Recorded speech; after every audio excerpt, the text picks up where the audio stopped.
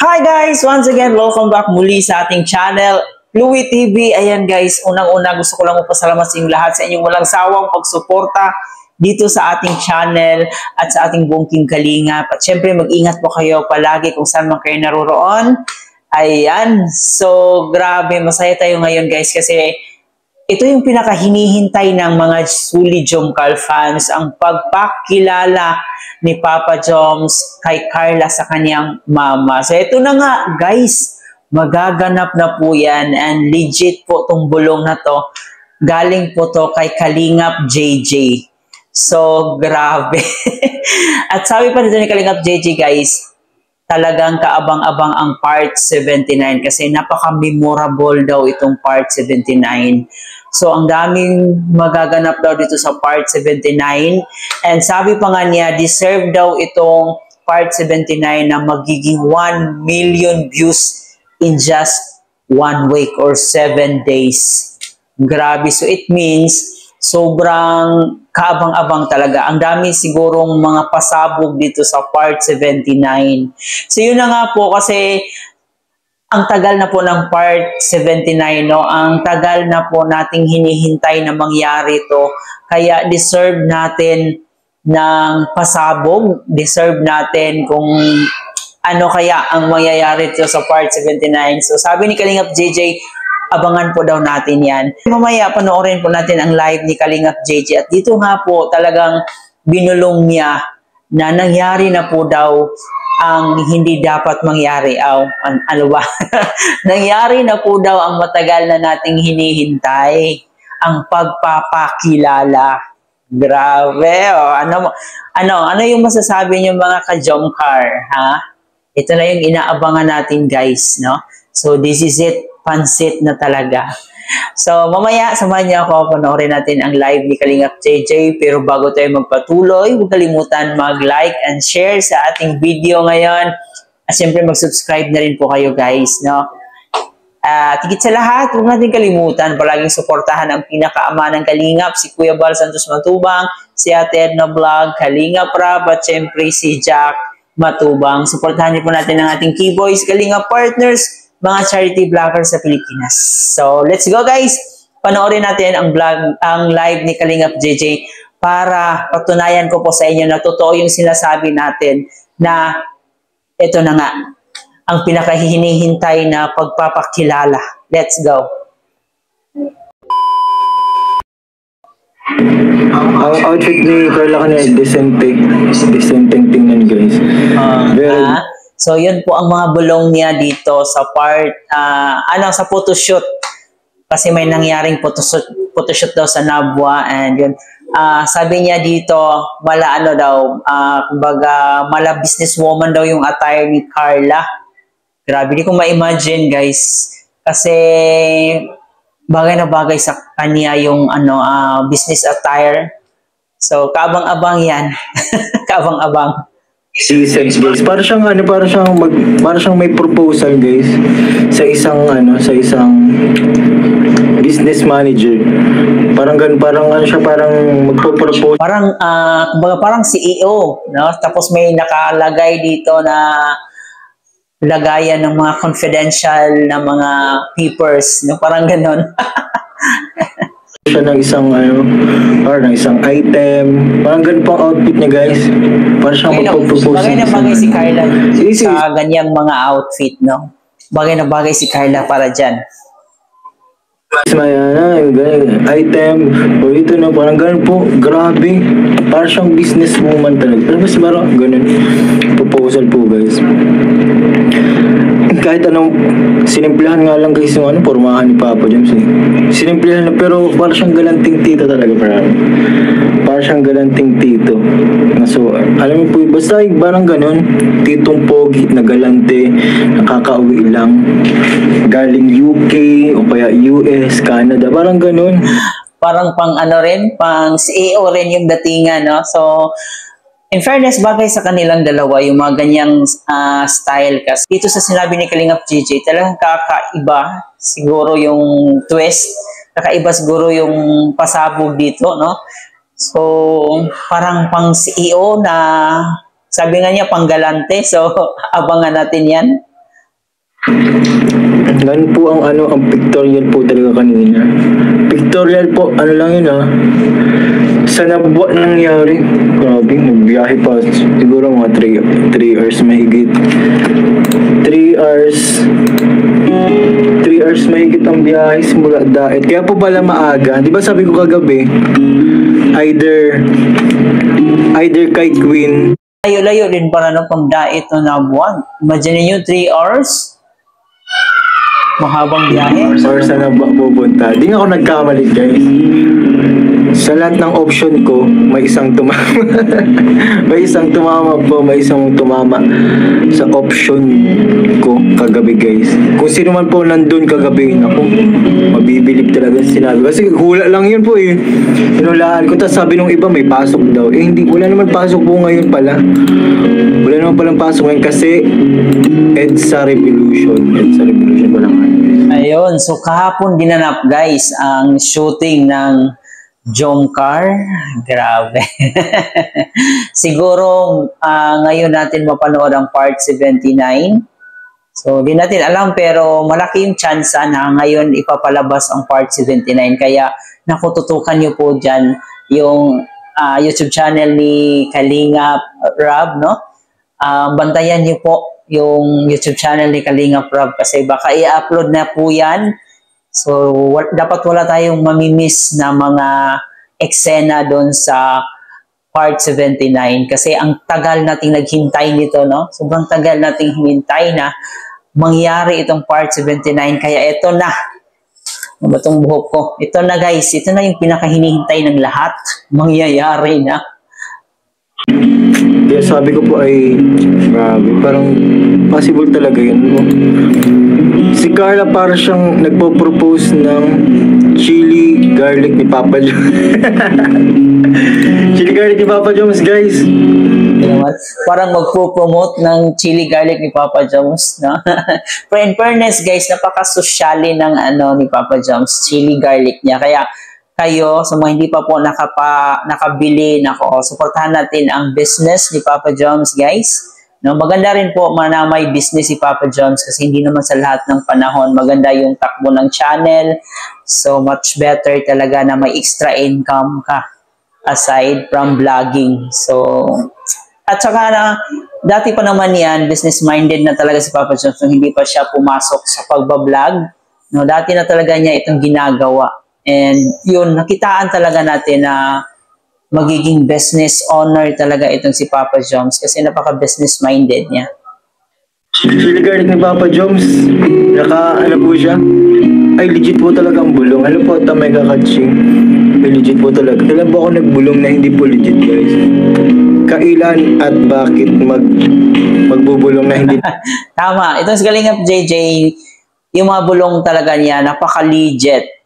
No? So, wag po nating itulad si Kalingap JJ sa ibang mga kalingap, sa ibang mga reactors na rin na nagbubulong pero hindi naman totoo. Pero dito kay Kalingap JJ, napaka-accurate niyang magbulong. Talagang tamang-tama talaga yung mga bulong niya.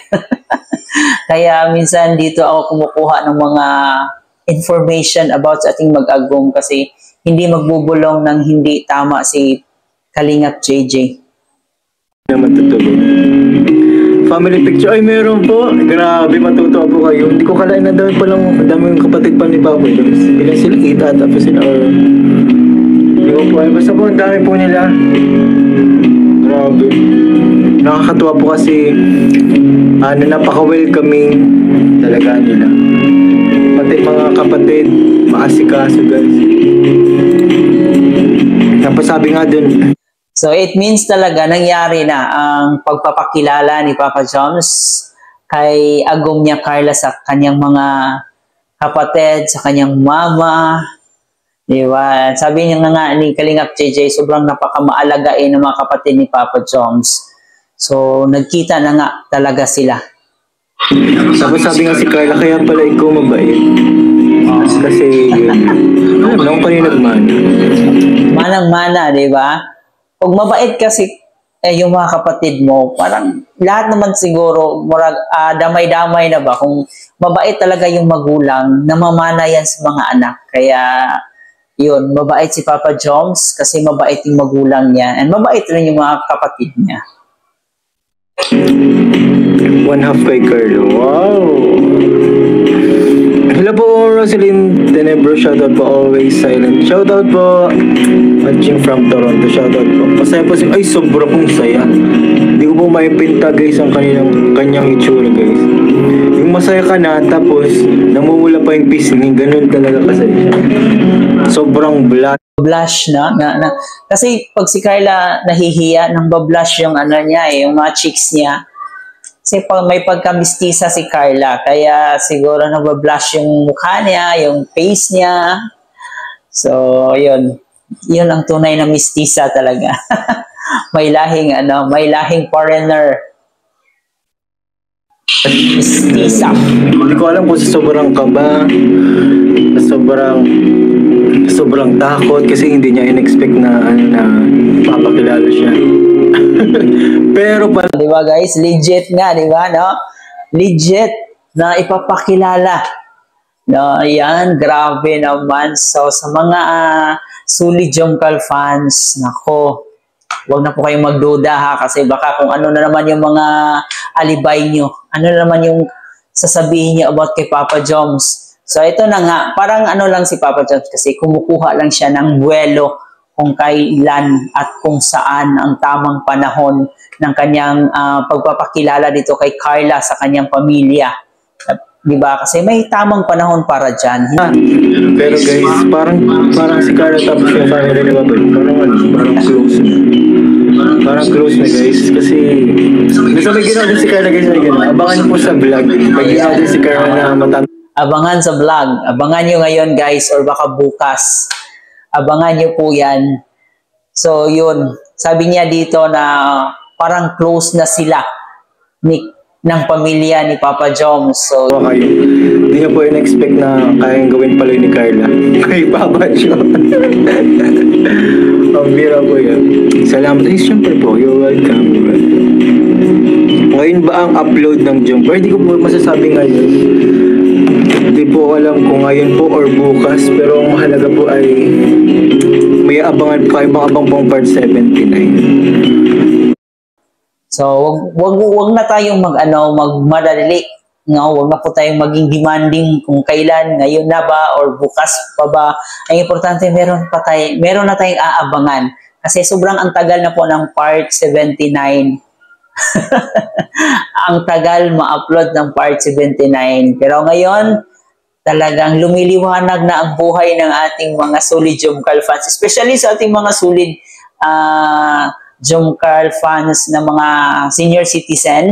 So, grabe yung nila, mga comment talaga nila. Sabi nila, kailan kaya yung part 79? Ang tagal na namin hinihintay yun. Sana bukas na, sana meron ng part 79. Grabe yung mga nakikita nating comment, guys, no? So, miss na talaga nila ang part 79 ng Jomcar. Sa kabila ng mga pangyayari, sa kabila ng mga pangbabash na nangyayari sa Jomcar, kay Papa Joms, pero hindi talaga matitibag ang Jomcar. Ang dami pa rin nagmamahal ng Jomcar. Kaya naman, deserve nating panoorin i-marathon ang part 79. Part 71 po ay deserve po deserve pagtuunan ng time, guys. Hello po sa mga bago po natin diyang viewers po, pa-double tap guys, pa-double tap po. Saint Poncelo po. Hello po sa mga JCFL, shoutout po sa inyo. At least may Jomcar. Opo, sabi ko po sa inyo ang magsha-shine naman po ngayon. At least may Jomcar na. Yun yung mahalaga. Guys, Jomcar and Davi kasi naparami guys ang EDC nung panahon nasa Hong Kong, guys. Diba? Ito na ang matagal naming inaantay. Feeling ko itong vlog na to guys is napaka-memorable to. Memorable. Deserve nito ng Memorable talaga kasi ito kasi to, minsan lang mangyari sa buhay nilang dalawa, no?